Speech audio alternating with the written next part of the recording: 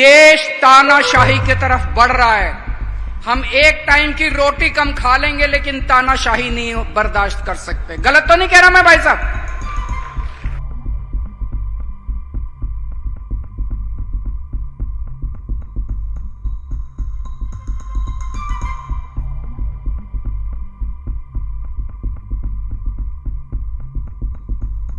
आज मैं अपने लिए नहीं आया, मैं आप लोगों से देश बचाने की अपील करने के लिए आया हूं दोस्तों। ये क्या है? गवर्नर अगर इतने भारी बहुमत से जीती हुई सरकार 117 में से 92 सीट आपने दी, इतने भारी बहुमत से जीती हुई सरकार के अगर बिल रोक ले तो ये जनतंत्र के ऊपर प्रहार है। ये जनतंत्र को रोकने की कोशिश कर रहे हैं, जनता को रोकने की कोशिश कर रहे हैं। गवर्नर की हिम्मत कैसे हुई जो जनता के द्वारा पास किए हुए बिल रोक ले? अगर केंद्र सरकार आपके 8,500 करोड़ रुपए का फंड रोक ले, ये जनता के ऊपर प्रहार है, जनतंत्र के ऊपर प्रहार है। इसके खिलाफ आप लोगों को आवाज उठानी पड़ेगी। देश तानाशाही की तरफ बढ़ रहा है। हम एक टाइम की रोटी कम खा लेंगे लेकिन तानाशाही नहीं बर्दाश्त कर सकते। गलत तो नहीं कह रहा मैं भाई साहब? तानाशाही बर्दाश्त नहीं कर सकता देश। हम एक टाइम की रोटी कम खा लेंगे, कुर्बानी देनी पड़ेगी हम लोगों को, लेकिन तानाशाही बर्दाश्त नहीं कर सकते। और इनके अहंकार का आलम देखिए।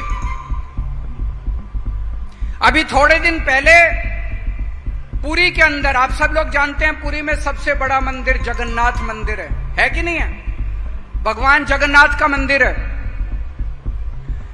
इनके जो राष्ट्रीय स्पोक्स पर्सन है भारतीय जनता पार्टी के संबित पात्रा, जगन्नाथ, भगवान जगन्नाथ, जगन्नाथ मतलब जगत के नाथ, पूरी ब्रह्मांड के नाथ, सृष्टि के नाथ, सृष्टि के भगवान।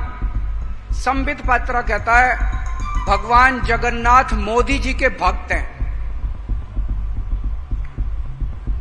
ये अपने आप को भगवान से भी बड़ा मानने लगे हैं।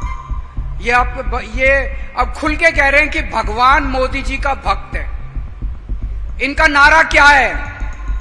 जो राम को लाए हैं हम उनको लाएंगे।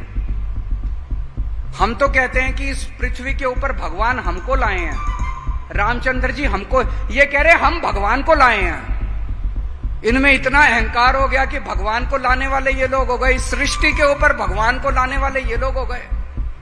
हम तो यही कहते हैं ना कि भगवान ने हमें पैदा किया पृथ्वी पे, भगवान ने ये पूरी कायनात रची, भगवान ने ये सृष्टि रची।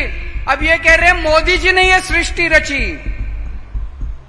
इस अहंकार का तो जवाब देना पड़ेगा। अब ये आम जनता को कुत्ते बिल्ली समझते हैं, ये आम जनता को कुछ नहीं, इंसान नहीं समझते ये आम जनता को दोस्तों।